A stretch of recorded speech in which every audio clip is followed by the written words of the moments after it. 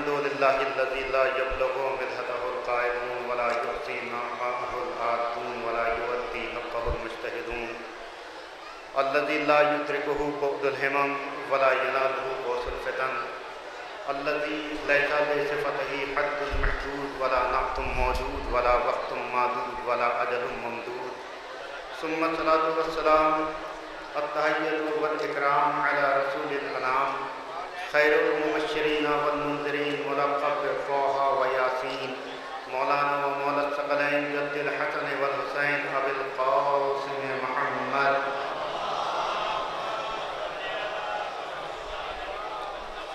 وآله الطيبين الطاهرين المعصومين المظلومين المنتخبين الذين أذهب الله عنهم الرجس وطهرهم تطهيرا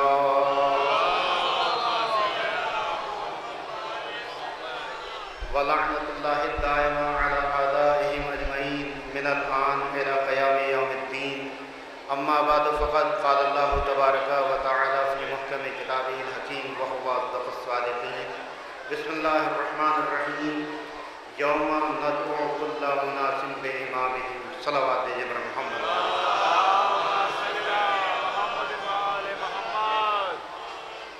ہم بلا فصل کے قائد ہیں تو ہمارے درمیان میں فاصلے نہیں ہونے چاہیے. میں گزارش کروں گا کہ ایک صلوات بھیجیں اور پیچھے والے افراد اٹھ کے آگے تشریف لے آئیں. اللہم صلی علی. پروردگار ارشاد فرما رہا ہے کہ اس دن کو یاد کرو کہ جس دن تمام انسانوں کو ان کے اماموں کے ساتھ بلایا جائے گا. معلوم یہ ہوا کہ ایک دن ایسا بھی آئے گا کہ جس دن تمام انسانوں کو ان کے اماموں کے ساتھ بلایا جائے گا. لہذا یہ بات واضح ہو گئی کہ ہر دور میں ایک نہ ایک امام کا رہنا ضروری ہے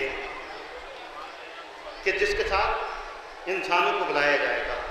اور اسی کے ساتھ ساتھ پروردگار نے ایسی قید لگا دی کہ جس سے بلاغت قرآنی واضح ہو جاتی ہے کہ یوم ندعو کل اناس بامامہم.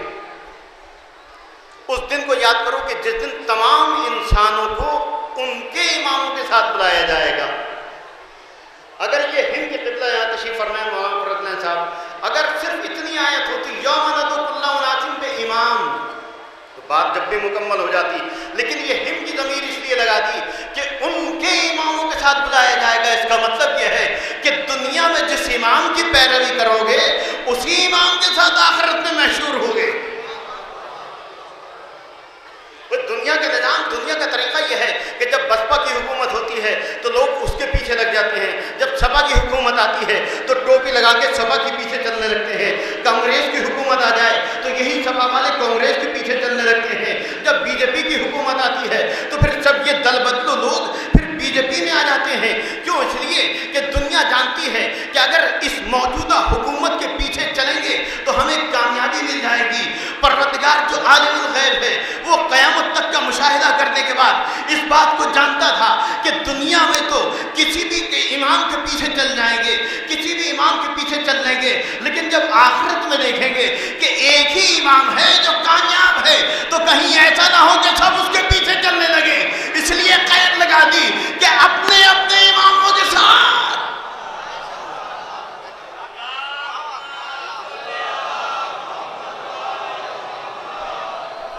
غور فرمایا آپ نے. اس لیے قید لگا دی.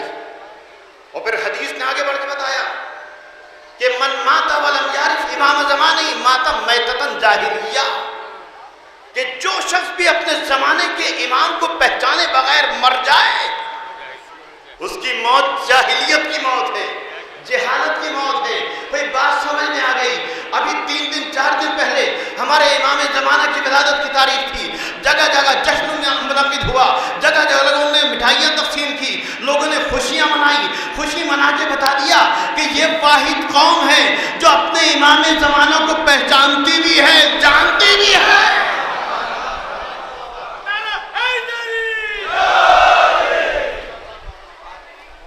اور جو اپنے زمانے کے امام کو نہیں جانتا اس کی موت، اب جملہ سنیے گا، جو اپنے زمانے کے امام کو نہیں پہچانتا، حدیث نے بتایا اس کی موت جاہلیت کی موت ہے. جب موت جاہلیت کی موت ہے تو پھر زندگی انسانیت کی زندگی کیسے ہو سکتی ہے؟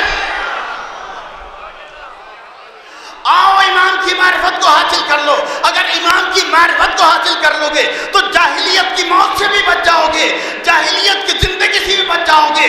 جو امام کی معرفت کو حاصل کر لیتا ہے اس کی زندگی بھی کامیاب زندگی ہوتی ہے، اور موت بھی جاہلیت کی موت نہیں بلکہ شہادت کا رتبہ حاصل ہو جاتا ہے۔ جو امام کی معرفت کو حاصل کر لیتا ہے تو پھر اس کی موت جاہلیت کی موت نہیں ہوتی بلکہ شہادت کا رتبہ حاصل ہوتا ہے۔ جس کے دل میں محبت آل محمد ہے، اگر وہ بستر پہ مر جاتا ہے تو پھر وہ شہید ہوتا ہے، اس لیے کہ اس کے دل میں حب آل محمد ہے۔ اب ذرا اندازہ کیجئے کہ جب پہلے محمد کو نہ سمجھ سکے تو پھر آخری محمد کیسے سمجھ میں آ سکتا ہے؟ ان کو سمجھنے کے لیے ضروری ہے کہ پہلے علی کو سمجھا جائے، پہلے محمد کو سمجھا جائے، اس کے بعد پھر یہ سمجھ میں آئے گا۔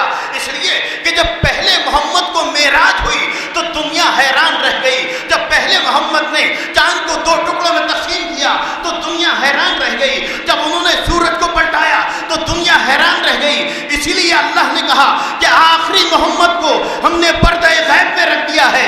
ظہور جب ہوگا جب دنیا اپنی ترقی کی منزل کمال پہ پہنچ جائے گی۔ سب لوگ جانتے ہیں کہ پہلے پیدل چلا کرتے تھے، آج کا دور خاص طور سے شہروں میں پیدل چلنا مایوس سمجھا جانے لگا۔ پیدل نہیں چل رہے ہیں۔ بڑا حسین شعر کہا ہے کسی شاعر نے، پاؤں ہوتے ہوئے بھی شہر کے لوگ، پاؤں ہوتے ہوئے بھی شہر کے لوگ آج بیساکھیوں پہ چلتے ہیں۔ پاؤں ہوتے ہوئے بھی شہر کے لوگ آج بیساکھیوں پہ چلتے ہیں۔ پیدل چلنا مایوس سمجھا جانے لگا۔ پہلے بڑے بڑے سفر پیدل کیے جاتے تھے، اس کے بعد پھر بیل گاڑیوں کا سفر ہونے لگا، پھر دائیں کا سفر ہونے لگا، پھر بس کا سفر ہوا، گاڑیوں کا سفر ہوا، ٹرین کا سفر ہوا، سپر فاسٹ ٹرینیں آنے لگی، بلٹ ٹرین آ گئی، میٹرو ٹرین آ گئی، پھر جہاز کا سلسلہ ہوا، تیز رفتار جہاز آنے لگے، گھنٹوں کے سفر مہینوں کے سفر گھنٹوں میں تبدیل ہو گئے، گھنٹوں کے سفر لمحوں میں تبدیل ہو گئے۔ یہ تیز رفتاری جب اپنی منزل کمال پہ پہنچ جائے گی تب آخری امام کا ظہور ہوگا۔ کیوں؟ اس لیے کہ جب چشم زدن میں پہلا محمد عرش معلیٰ پہ گیا تھا، چشم زدن میں واپس آ گیا تھا، زنجیریں در ہلتی رہی، وضو کا پانی جاری رہا، بستر گرم رہا، اس وقت سے لے کے آج تک مسلمانوں کی سمجھ میں نہ آیا کہ چشم زدن میں نبی عرش معلیٰ تک جا کر کیسے واپس آ گئے۔ لہذا جب ترقی منزل کمال پہ پہنچ جائے گی تب آخری محمد کا ظہور ہوگا، اور وہ اس بات کا اعلان ہوگا کہ اگر ہمارے پہلے محمد نے اس انداز سے معجزات دکھائے تھے تو آؤ، اب دنیا ترقی کی منزل کمال پہ پہنچ چکی ہے، اب پانی پر مصلی بچھے گا، ابن مریم معموم ہوگا، ابن زہرا امام ہوگا۔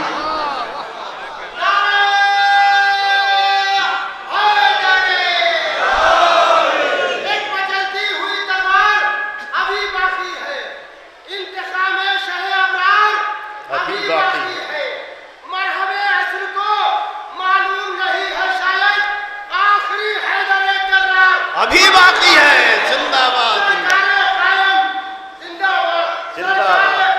زندہ باد، زندہ باد، زندہ باد۔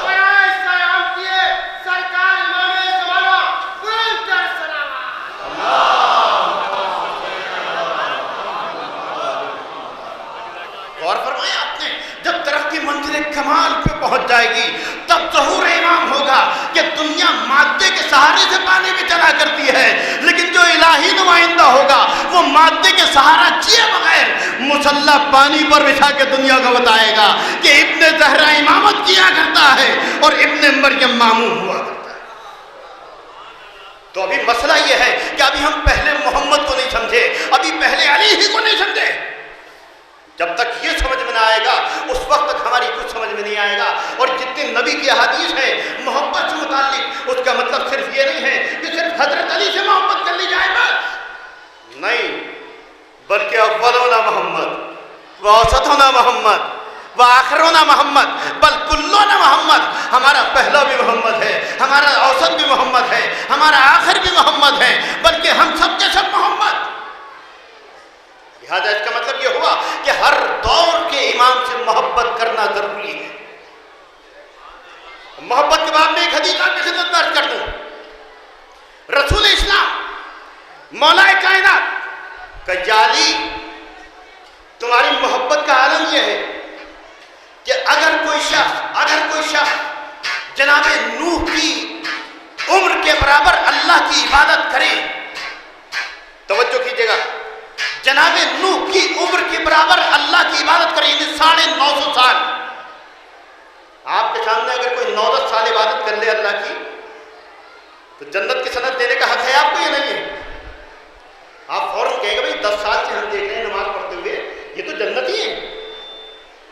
اور چاہے کہ 950 سال اللہ کی عبادت کرے تو جنت کا حقدار ہو گیا وہ یا نہیں؟ جملہ حدیث کا مکمل ایک جملہ ہو گیا۔ پھر نبی نے فرمایا یا علی 950 سال اللہ کی عبادت کرے اور کوہ احد کے برابر اللہ کی راہ میں سونا خیرات کر دے، کوہ احد کے برابر اللہ کی راہ میں سونا خیرات کر دے۔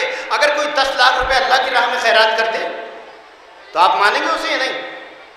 اول تو بہت بڑا مسئلہ یہ ہے کہ راہ میں تو اللہ کی خیرات کرتا ہے لیکن دنیا اس کی نظر میں ہوتی ہے۔ آپ دیکھتے ہیں کہ اگر 10 لحاظ تقسیم کرنے تو پہلے پرنٹ میڈیا الیکٹرانک میڈیا آ جاتی ہے کہ کوثر مشتبہ لحاظ تقسیم کر رہے ہیں، پرنٹ میڈیا الیکٹرانک میڈیا اس نے پہلے ہائی لائٹ کر دیا کہ صاحب 10 لحاظ تقسیم ہوئے، یہ اللہ کی راہ میں خرچ کیا میں نے؟ غور کرنا چاہیے، یہ اللہ کی راہ میں انفاق نہیں ہے بلکہ یہ ہم اپنے نام و نمود کے لیے خرچ کر رہے ہیں۔ تو اللہ کی راہ میں اتنا سونا خیرات کرتے اسے آپ جنت کی سند دیں گے یا نہیں دیں گے؟ دوسری منزل حدیث کا اگلا جملہ سنیے۔ حدیث کا اگلا جملہ یہ ہے کہ یا علی اگر کوئی 950 سال اللہ کی عبادت کرے اور کوہ احد کے برابر کوئی سونا خیرات کر دے اللہ کی راہ میں اور اسی کے ساتھ ساتھ 100 حج پیدل کرے، ایک حج کرنا بڑا دشوار ہے، جن کے اوپر حج واجب ہے وہ سینکڑوں قسم کے ہیلے بہانے کرتے ہیں۔ میں نے کہا جناب آپ کے اوپر حج واجب ہے؟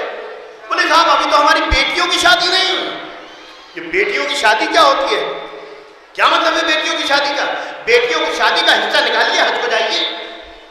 حج صرف اس انسان کے اوپر واجب ہے کہ جس کے پاس یہاں سے مکے تک جا کر واپس آنے کا کرایہ ہو اور آنے کے بعد وہ فقیر نہ بن جائے۔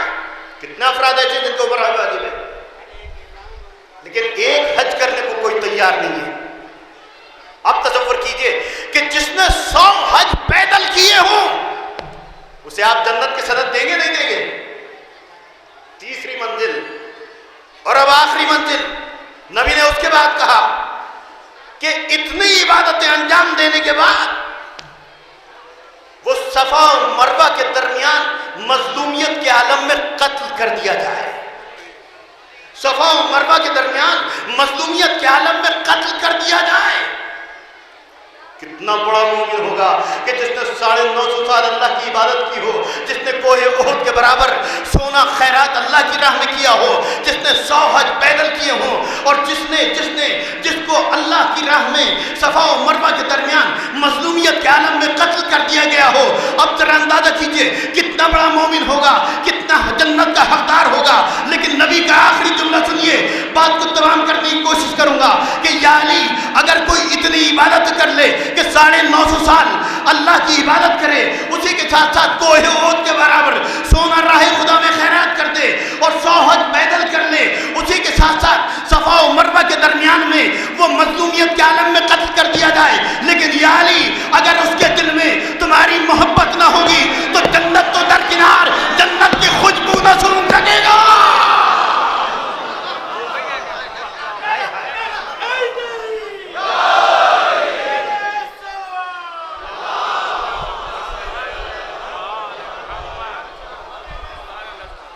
جنت تو درکنار، جنت کی خوشبو نہ سونگ سکے گا۔ خوشبو سونگنا جنت کی یہ کوئی معمولی بات نہیں ہے۔ ایک زائر آ رہا تھا کربلا سے، کسی کی ملاقات ہوئی، کہا کہاں سے آ رہے ہو؟ کہا کربلا سے۔ کہا رہی کربلا سے آ رہے ہیں یعنی زیارت کر کے آ رہے ہیں؟ بولے جی زیارت کر کے آ رہا ہوں۔ بتائیے بولے پھر تو آپ جنتی ہو گئے. اس نے کہا اس میں سوچنے کی کیا بات ہے, اس میں شک کیا ہے؟ یہ آپ خود اعتراف کر رہے ہیں کہ جو ظاہر حسین ہے وہ جنتی ہے. اب دیکھیں ایک طنز تھا اور اسی کے گلے میں پڑ گیا. اس نے کہا اس کا مطلب آپ جنتی ہو گئے؟ بولے جی بالکل, اس میں کیا شک ہے, اس میں سوچنے کی کیا بات ہے, میں جنتی ہو گیا. تو اب اس نے سوچا یہ تو میرے گلے میں ڈال دی اس نے بات. تو اس نے پلٹ کے کہا لیکن, انہوں نے کہا لیکن کیا؟ بھائی میں ظاہر حسین ہوں, کربلا سے آ رہا ہوں, جنتی ہو گیا میں. کل لیکن وہ بات یہ نہیں, بات یہ ہے کہ قرآن میں یہ ہے کہ جو جنتی ہیں ان کے بدن سے خوشبو آتی ہوگی. جو جنتی ہیں, آپ ظاہر حسین ہیں, جنتی ہو گئے, لیکن خوشبو تو آپ کے بدن سے نہیں آ رہی, کہ جنتی کے بدن سے خوشبو آتی ہوگی. اب چونکہ یہ جنتی ٹھہرا تھا تو اسے بھی قرآن کا مطالعہ کرنا ضروری تھا, تو اس نے آواز دی. تم نے شاید آیت قرآنی کا مطالعہ یہیں تک کیا ہے, اس سے آگے تم نے مطالعہ نہیں کیا, کیونکہ قرآن میں جہاں اس کا تذکرہ ہے اسی کے بعد اس کا بھی ذکر ہے کہ جنت کی خوشبو جہنمی نہیں سونگھ سکتے, صرف جنتی ہی سونگیں گے.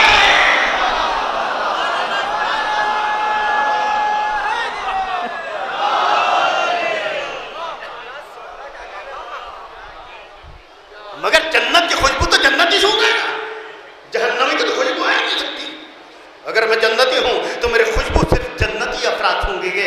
اندازہ کیجئے کہ یہ وہ ذوات مقدسہ تھیں کہ جن کے لیے پروردگار نے محبت کو اس انداز سے واجب قرار دے دیا کہ اپنے زمانے کے امام سے وابستہ ہو جاؤ. اگر امام سے وابستہ ہو جاؤ گے تو دنیاوی زندگی بھی کامیاب ہوگی, اخروی زندگی بھی کامیاب ہو جائے.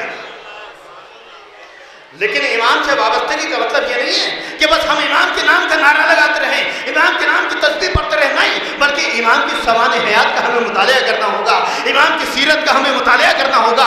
ہمیں دیکھنا ہوگا کہ امام کے بیہیویئر کیا تھا, امام کی زندگی کیا تھی, امام کی سیرت کیا تھی. اگر ہم صرف فضائل امام پڑھ دیں اور صرف اس پہ اکتفا کر لیں تو یاد رکھیے امام ہمیں قبول کرنے والے نہیں ہیں. کمال یہ نہیں ہے کہ ہم امام کا کہلوائیں کہ امام ہم آپ کے ہیں, کمال یہ ہے کہ جب امام ہمیں دیکھیں آواز دیں وہ میرا غلام آ رہا ہے, وہ میرا چاہنے والا آ رہا ہے. کمال یہ ہے کہ امام خود آواز دیں کہ وہ میرا چاہنے والا آ رہا ہے. اور اس کے لیے کیا کرنا ہوگا؟ ہمیں غور کرنا ہوگا, ہمیں سوچنا ہوگا کہ آخر ہمارے اندر ایمان ہے یا نہیں ہے. اور ایمان تو بہت بڑی بات, ہم مسلمان بھی ہیں یا نہیں. اور اس سے نیچے جا کر عرض کروں کہ ہم آدمی بھی ہیں یا نہیں. بہت عجیب بات آپ کے ساتھ بات کر رہا ہوں, بہت کمی سے ہاتھ اٹھ رہے ہیں. اس میں ظاہر سی بات ہے یہ ہاتھ اٹھانے والا موقع نہیں ہے, بہت کم لوگ ہاتھ اٹھائیں گے. ہمیں اب یہ ٹٹولنا ہوگا اپنے اندر کہ ہم آدمی بھی ہیں یا نہیں, ہم انسان بھی ہیں یا نہیں. ایک چھوٹی سی بات آپ کی خدمت میں, واٹس ایپ یوز کرنے والے بچے خاص طور سے اس چیز کو دیکھتے ہوں گے. بڑی حسین بات لگی واٹس ایپ پر مجھے. گرمی شدید, ایک شہر میں ایک مسافر پیاسا بنگلوں کے درمیان گھومتا پھر رہا ہے. اس نے دیکھا ایک سیٹھ جی اپنے بنگلے سے نکلے اور ڈرائیور کا انتظار کر رہے ہیں. ڈرائیور کہیں چلا گیا. سیٹھ جی اپنے واٹس ایپ کو کھول کے کھڑے ہو گئے. وہ پیاسا پہنچا, جا کے کہا سیٹھ جی بڑی پیاس لگ رہی ہے, تھوڑا سا پانی پلوا دیجیے. سیٹھ جی نے بڑے تکبرانہ انداز سے کہا کہ گھر میں کوئی آدمی نہیں ہے ورنہ پانی پلوا دیتا. وہ چلا گیا, آگے گیا, دیکھا سارے بنگلے بند ہیں, 2 بج رہے ہیں, گرمی شدید, لو چل رہی ہے, کہاں جائے, کہیں پانی کی کوئی امید نہیں. پھر واپس آیا, آ کے کہا سیٹھ جی بہت پیاس لگ رہی ہے, پانی پلوا دیجیے. کہا کہ تم سے کہا نہیں کوئی آدمی نہیں ہے, اگر کوئی آدمی ہوتا تو پانی پلوا دیتا. پھر چلا گیا, ادھر ادھر بھٹکتا پھرا. جب کہیں کچھ نہ ملا, کوئی آس نہیں ملی, کوئی آس نہیں, کوئی امید نہیں, گھوم پھر کے پھر اس نے دیکھا سیٹھ جی ابھی تک کھڑے ہوئے ہیں, ان کی گاڑی کھڑی ہوئی. کیا یہ اچھا ہو کہ ایک بار اور جا کر بڑے قاعدے سے میں ان سے گزارش کروں شاید مجھے پانی پلوا دیں. یہ پھر پہنچا, ہاتھوں کو جوڑا, کہا سیٹھ جی بہت شدید پیاس لگی ہے, اگر اتنی پیاس نہ لگی ہوتی تو میں آپ سے کبھی گزارش نہ کرتا.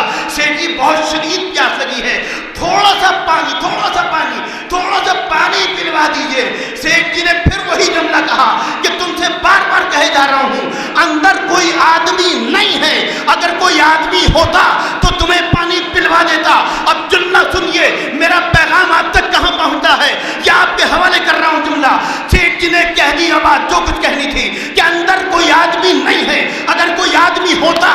تمہیں پانی پلوا دیتا. اب اس پیاسے نے اپنی پیاس کو برداشت کیا, پوری طاقت و توانائی کو جمع کر کے ایک جملے میں عظیم پیغام دے دیا. جب سیٹھ جی نے کہا اندر کوئی آدمی نہیں ہے, اس نے ہاتھوں کو جوڑ کے کہا سیٹھ جی تھوڑی دیر کے لیے آپ ہی آدمی بن جاؤ. ہائے ہائے,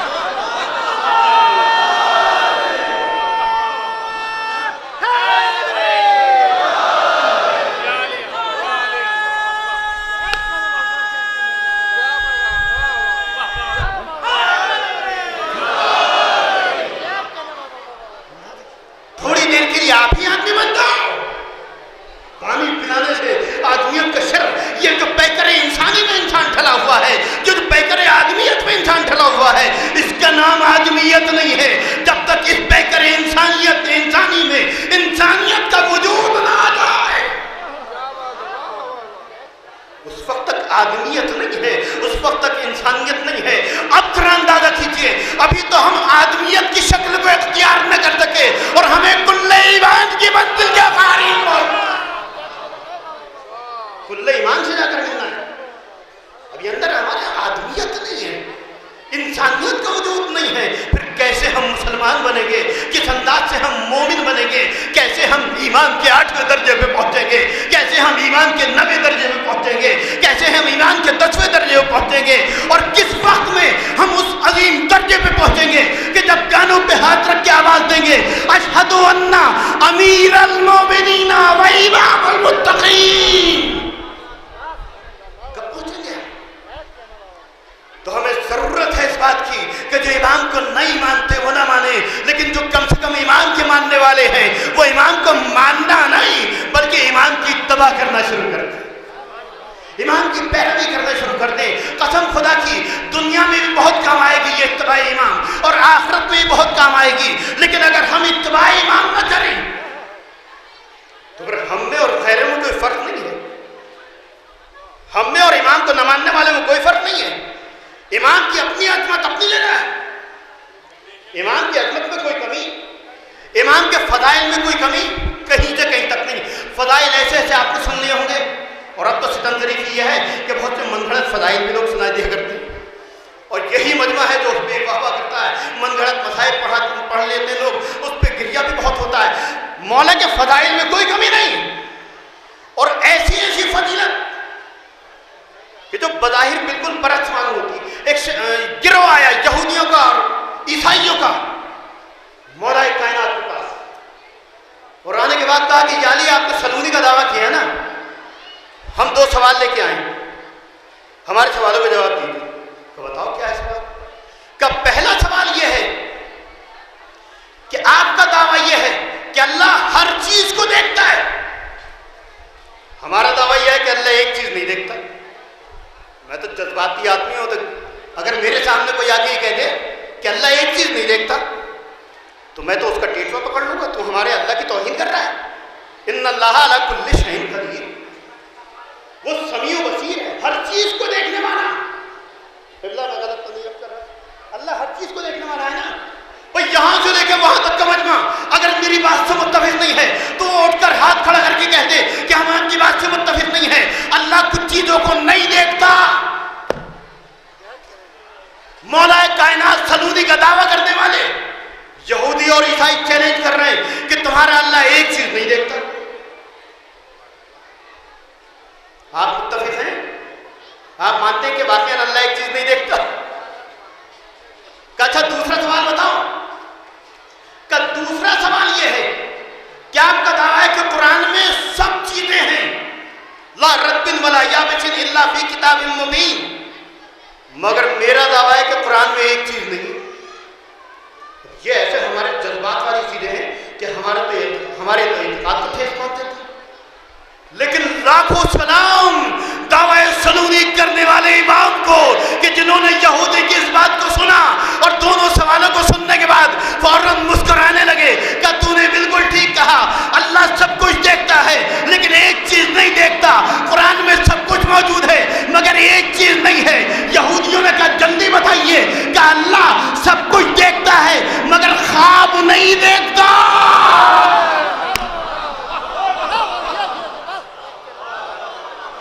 خواب نہیں دیکھتا. لا سنتم ولا نوم، اسے نہ نیند آتی ہے نہ اونگ آتی ہے، نہ اسے اونگ آتی ہے نہ اسے نیند آتی ہے. جسے نیند نہ آئے وہ خواب کیسے دیکھے گا؟ خواب نہیں دیکھتا. اچھا اب دوسری چیز بتائیے کہ قرآن میں سب کچھ ہے، ہم کہتے ہیں ایک چیز نہیں ہے. پھر توبہ سلولی کرنے والے امام نے مسکرا کے جواب دیا کہ تم نے بالکل ٹھیک کہا، قرآن میں سب کچھ ہے مگر جھوٹ نہیں لکھا.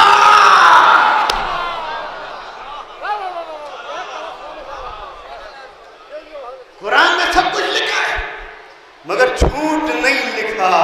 تو مولا کے فضائل میں کوئی کمی نہیں ہے. ایسا نہیں ہے کہ میں مولا کے فضائل میں کمی نکالتا ہوں، نہیں، بلکہ کمی ہمارے اندر ہے کہ جس کا مولا اتنا فضیلت یافتہ ہو، کم سے کم اس کے ماننے والوں کو تھوڑی سی فضیلت سے تو قلب میں بحث کرنا چاہیے. اور واقعاً اگر ہم اپنے زمانے کے امام سے محبت کرتے ہیں تو ان کی ہمیں معرفت حاصل کرنی چاہیے. اس لیے کہ ایک دن ایسا بھی آئے گا کہ جب ہر انسان کو، تمام لوگوں کو ان کے اماموں کے ساتھ بلایا جائے گا تو دنیا میں بھی فیض ہے، آخرت میں بھی فیض ہے. اگر ہم دنیا میں امام کی اتباع کر لیں تو واقعی دنیا میں بھی ہمیں کوئی نقصان نہیں ہے اور آخرت میں بھی ہم فوز و فلاح سے کامیاب رہیں گے. کیوں؟ اس لیے کہ دنیاوی زندگی میں کتنے حملے کیے جاتے ہیں، کتنے اٹیک کیے جاتے ہیں، کتنے تان و تشنی کے تیر چھوڑے جاتے ہیں، لیکن آپ دیکھتے چلے جائیے کہ کہیں کسی امام کے ماننے والے کو جلدی سے کوئی نقصان نہیں پہنچتا. کیوں؟ اس لیے کہ یہ امام زمانہ کی برکتیں ہیں کہ جو اپنے زمانے کے امام سے واقفیت رکھتا ہے، جو معرفت رکھتا ہے، تو امام بھی اس سے محبت کرتے ہیں اور اس کی نصرت و حمایت بھی کرتے ہیں. یہ اور بات ہے کہ جس وقت ہم دعا کرتے ہیں تو ہماری دعا یہ ہوتی ہے کہ پروردگار ہمیں آخری امام کے ناصر و مددگار میں شمار کر.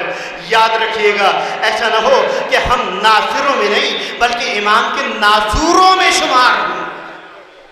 جو ہمارے امام ہیں ہم امام کے ناصور نہ بن جائیں، امام کے ناصر بنے، امام کے ناصرین بنے. اور دنیاوی زندگی کا جائزہ لے کر دیکھیے کہ دنیا کیا بیان کرتی ہے اور امام کے چاہنے والے کیسے ہوا کرتے ہیں. پچھلی تاریخ کا جائزہ لیجئے، دور حاضر کی تاریخ کا جائزہ لیجئے، مستقبل کے لیے تصور کیجئے کہ امام کے چاہنے والے کیسے ہیں. وہی کم سے کم ماضی کے حالات کا جائزہ لیا جا سکتا ہے، حال کے حالات کا جائزہ لیا جا سکتا ہے. ماضی میں اگر کوئی امام کا چاہنے والے جلتے ہوئے تنور میں کود جاتا تھا تو آگ اسے نقصان نہیں پہنچاتی تھی. یہ امام کا چاہنے والا ہے. اور عزاداری کے اوپر کتنے حملے کیے جا رہے ہیں، جگہ جگہ سے فتوے آ رہے ہیں، عزاداری کو روکنے کی کوشش کی جا رہی ہے. لیکن جو امام کی معرفت کو رکھنے کے بعد عزاداری کر رہے ہیں ان کا عالم کیا ہے کہ بڑے بڑے فتووں کا مقابلہ، بڑے بڑے چیلنج کا مقابلہ اور اسی کے ساتھ ساتھ بڑی بڑی سازشوں کا مقابلہ کیا جا رہا ہے. اور اس سے بڑھ کر کیا ہو سکتا ہے کہ میڈیکل پوائنٹ آف ویو سے پوری دنیا ریسرچ کر کے تھک گئی اور حیران ہو گئی کہ نہ جانے کیسی قوم ہے کہ جو دنیا سے بالکل برعکس نظر آتی ہے. ابھی پچھلے سال کی بات ہے، امریکہ کے سائنس کی لیبوریٹری نے ایک بہت بڑی ریسرچ کی ہے اور اس کا نتیجہ یہ نکالا کہ سینے میں انسان کے دھڑکتا ہوا دل ہے. اگر اس سینے پر انسان کے 7 مرتبہ زور سے ہاتھ مار دیا جائے تو دل کی دھڑکن رک سکتی ہے، حرکت قلب بند ہو سکتی ہے. یہ امریکہ کے انسٹیٹیوٹ میں ریسرچ کی گئی اور ہارٹ انسٹیٹیوٹ کے بعد یہ طے کیا گیا کہ 7 مرتبہ اگر کوئی اپنے سینے پر زور سے ہاتھ مار دے تو اس کے دل کی دھڑکن رک سکتی ہے، اس کی حرکت قلب بند ہو سکتی ہے. اب میں یہاں سے لے کے وہاں تک کے مجمع سے پوچھنا چاہتا ہوں کہ کیا کبھی کسی نے محرم میں ماتم کے درمیان کسی کو گرتے ہوئے دیکھا کہ وہ ماتم کر رہا تھا، حرکت قلب بند ہو گئی، دل کی دھڑکن رک گئی.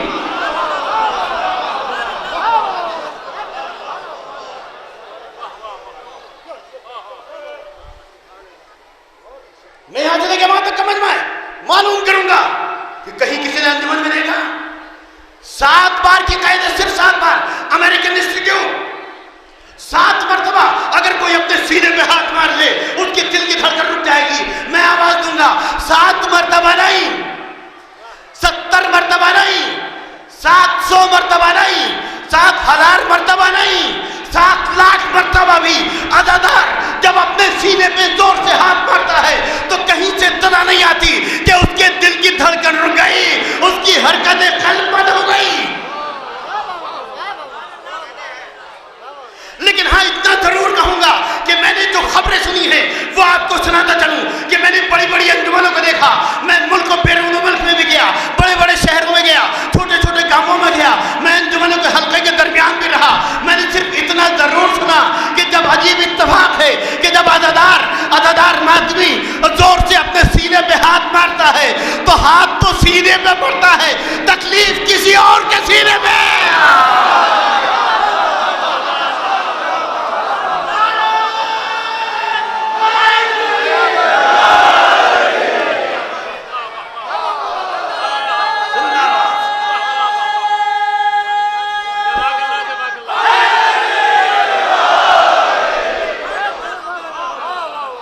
یہ تو سنا ہے میں نے کہ 7 لاکھ مرتبہ بھی, لاتعداد مرتبہ بھی اگر سینے پہ ہاتھ مار دیا جائے تو نہ کسی کی حرکتیں قلب بند ہوتی ہے, نہ کسی کے دل کی دھڑکن رکتی ہے. مگر ہاں یہ ضرور سنا کہ ہاتھ سینہ عزادار پہ پڑتا ہے, تکلیف کہیں اور نمایاں ہوتی ہے.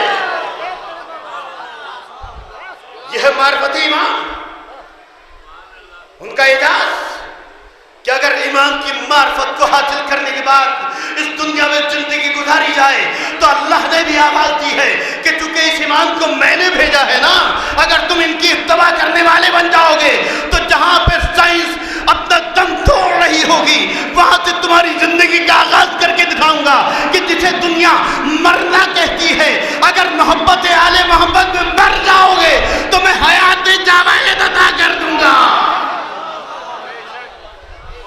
شہادت کا درجہ دنیا مر جاتی ہے, تم ہمیشہ کے لیے زندہ کر دیے جاؤ گے, تمہیں ہمیشہ کے لیے زندہ کہا جائے. اس لیے کہ یہ حیات جاوید صرف اس لیے عطا ہوگی کہ امام کا واقعی اطاعت گزار بندہ ہوگا, امام کا واقعی چاہنے والا ہوگا. تو دنیا جب آگ میں گرتی ہے تو جل جایا کرتی ہے, لیکن جب امام کا چاہنے والا آگ میں اترتا ہے تو جلتا نہیں ہے بلکہ آگ اس کے لیے گلزار بن کے آ جاتی ہے. اندازہ کیجیے کہ اگر واقعی امام کا چاہنے والا بن جائے تو پھر یہ ساری مشکلات خود بخود حل ہو جاتے ہیں. آپ نے دیکھا کہ عزاداری کے تمام پہلو, یہ ساری کی ساری باتیں وہ ہیں کہ جس میں کہیں کسی عزادار کو نقصان نہیں ہوتا. نقصان ہاں اوروں کو ہوتے ہوئے دیکھا ہے, میں نے یہاں تک دیکھا علم نہیں اٹھانا چاہیے, تعزیہ نہیں اٹھانا چاہیے, تابوت نہیں اٹھانا چاہیے. کیوں؟ اس لیے کہ تعزیہ سے کچھ لوگوں کے نکاح باطل ہو جاتے ہیں, علم سے کچھ لوگوں کے نکاح باطل ہو جاتے ہیں. لہذا تعزیے کی زیارت نہیں ہونی چاہیے, علم کی زیارت نہیں ہونی چاہیے. بھائی میری بات سمجھ میں نہیں آتی کہ جو اٹھانے والے ہیں ان کے نکاح سلامت رہتے ہیں, جو دیکھنے والے ہیں ان کے نکاح ٹوٹ جاتے ہیں.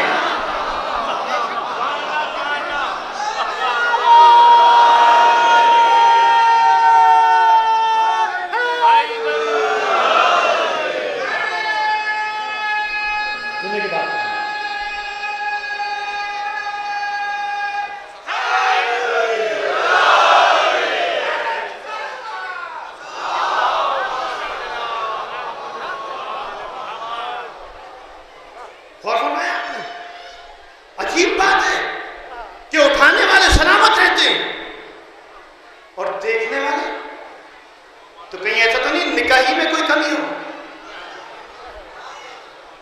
بھئی یہ بھی تو ہو سکتا ہے کہ نکاح کچے دھاگوں سے باندھ دیا گیا ہو. بھئی اس کے علاوہ دیکھیں میں تعصب کی بات نہیں کرنا چاہتا اور میرا پیغام نہ جانے کہاں تک پہنچ رہا ہوگا, کہاں تک میری آواز جا رہی ہوگی. بغیر کسی تعصب کے ازرائے ہمدردی جملات کر رہا ہوں. مجھے بڑی تکلیف ہوتی ہے کہ جب میں طلاق کا نام سنتا ہوں, مجھے بڑی تکلیف ہوتی ہے جب میں کسی کے نکاح کے ٹوٹنے کا ذکر سنتا ہوں, چاہے وہ تعزیہ دیکھنے سے نکاح ٹوٹ جائے, چاہے وہ کسی کے پیچھے نماز پڑھنے سے نکاح ٹوٹ جائے. ایسا بھی ہوتا نا کہ ایک فرقے نے کسی فرقے کے پیچھے نماز پڑھ لی, اس کا نکاح باطل ہو گیا, کسی نے کچھ دیکھ لیا اس کا نکاح باطل ہو گیا. مجھے بڑی تکلیف ہوتی ہے. تو میں یہ سوچتا ہوں کہ یا تو یہ کچے دھاگوں سے نکاح باندھا گیا ہے کہ جس کی وجہ سے ताजिया दिखा, निकाह टूट गया, अलम दिखा, निकाह टूट गया, उसके पीछे नमाज पढ़ी, निकाह टूट गया। या फिर ये है कि फिर अज़ादारी में ताजिया में कोई कमी है, अगर ताजिया में कोई कमी होती तो फिर ताजिया देखने वाले तो बात की बात है, ताजिया उठाने वालों की निकाह पहले टूटते, देखने वालों की बात नहीं।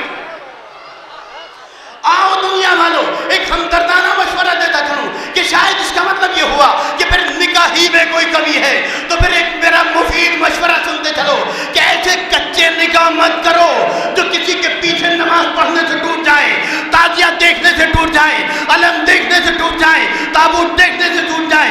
नहीं, बल्कि आओ सीरत अबू तालिब का निकाह कर लो कि अगर रसूल का निकाह पढ़ लिया तो खदीजा की जिंदगी तक सलामत रहा निकाह भी रसूल इस्लाम का।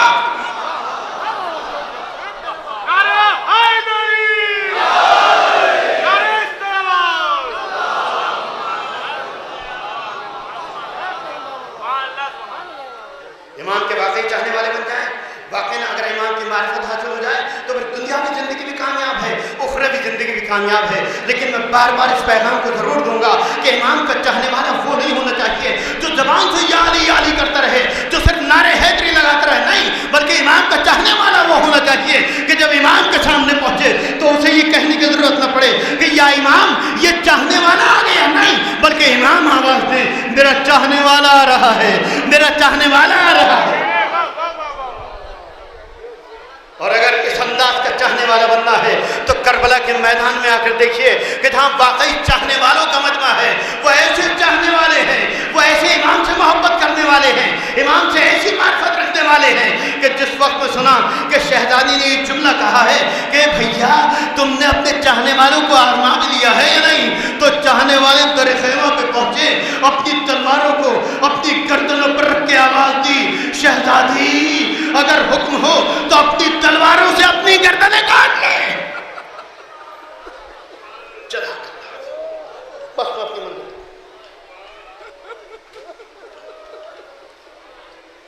चाहने वालों, चाहने वाला ऐसा होना चाहिए कि शहजादी अगर हुक्म हो तो अपनी तलवारों से अपनी गर्दनें काट ले। ये है वो चाहने वाले कि जिन्होंने करबला में एक अजीम पैगाम किया है कि एक से एक बढ़ के चाहने वाला है, एक से एक बढ़ के मोहब्बत करने वाला है, एक से एक बढ़ के इताअत गुजार है और शौक़ शहादत में आगे बढ़ते चले जा रहे हैं। लेकिन हाँ जीजो, ये मसाइब ज़रूर सुनते हैं। खुदावंद करीम इन आवाज़ों पर रहमत नाज़िल करे कि जो आवाज़ें बुलंद हुई हैं, ये हुसैन के हम ज़िक्रिया करने वाले, ये शहजादी फातिमा ज़हरा को पुरसा पेश करने वाले जरा अंदाजा तो करें कि इमाम की शहादत के बाद जब सैयद सज्जाद तोको सलासिल में जकड़ कर करबला से कूफा और कूफे से शाम तक गए हैं, तो कितने अजीम पैगाम अपने चाहने वालों को देकर गए। कितने अजीम पैगाम चाहने वालों, इमाम की मारिफत हासिल करने वालों, इमाम से मोहब्बत रखने वालों, एक एक मुसीबत ऐसी है, मैं ज़्यादा मसाइल पढ़ने का आदी नहीं, एक एक मुसीबत ऐसी है कि अगर तसव्वुर कर लिया जाए तो कलेजा मुंह को आता है। इमाम सैयद सज्जाद तोको सलासिल में जकड़े हुए, दरबार कूफा सर झुका हुआ है। किसी शकी ने आके मालूम किया, ए सैयद सज्जाद अभी कुछ दिन पहले इसी दरबार में तुम्हारे चचा मुस्लिम भी आए थे, लेकिन मालूम होता है वो शुजा थे, तुम शुजा नहीं। सैयद सज्जाद का दिल पाँच हो गया कि शकी तूने कैसे अंदाजा किया कि मैं शुजा नहीं हूँ, मेरे चचा शुजा थे। उसने आवाज़ दी कि मैंने इस बात से अंदाजा किया कि चचा इस दरबार में आए थे तो उनका सर बुलंद था, आपका सर झुका हुआ है, क्या तूने मेरे कलेजे को पाश पाश कर दिया।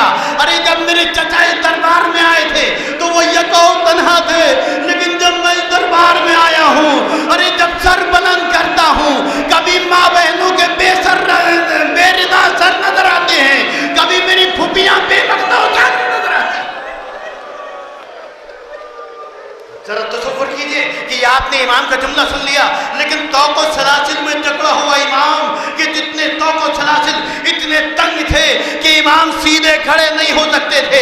जब जब इमाम सीधे खड़े होते थे, कांटे गले में चुभने رونے لگتے تھے، لیکن امام نے اس تکلیف کا احساس نہ کیا، بلکہ آواز دی کہ جب میں اپنے سر کو بلند کرتا ہوں کبھی ماں بہنوں کے بے مخنہ و چادر نظر آتے ہیں، کبھی میری پھپھیاں میری نظر آتی ہیں، وہ پھپھیاں، وہ مائیں، وہ بہنیں کہ جو بے مخنہ و چادر اس چوگترے میں آ کے امام کا پرسہ پیش کرتی ہیں، وہ سوچیں کہ کل امام کو دربار یزید میں، دربار کوفہ میں اذیت پہنچائی گئی، آج دربار نجف ہند میں تکلیف پہنچتی ہے۔ جزاک اللہ عزیزو، یہی امام ہے کہ جو کربلا سے کوفہ، کوفے سے شام بے مخنہ و چادر اپنی پھوپھیوں کے ساتھ ساتھ دیکھتے ہوئے جا رہے ہیں، اپنی بہنوں کو بے مخنہ و چادر برداشت کر رہے ہیں۔ کس انداز سے امام نے برداشت کیا؟ کربلا سے کوفہ آ گئے، کوفے سے شام آ گئے، شام کا بازار ہے، شام کا دربار ہے، آخر جملہ مجلس تمام۔ لیکن جب مدینہ پہنچ گئے، علی اکبر کی شہادت کتنی عظیم ہے، علی اصغر کی شہادت کتنی عظیم ہے، عباس کی شہادت کتنی عظیم ہے، بابا کا شہید ہو جانا، گھر کا تاراج ہو جانا۔ لیکن اگر کسی نے پوچھا اے سید سجاد سب سے زیادہ تکلیف کہاں پہنچی، 3 بار آواز دیتے تھے الشام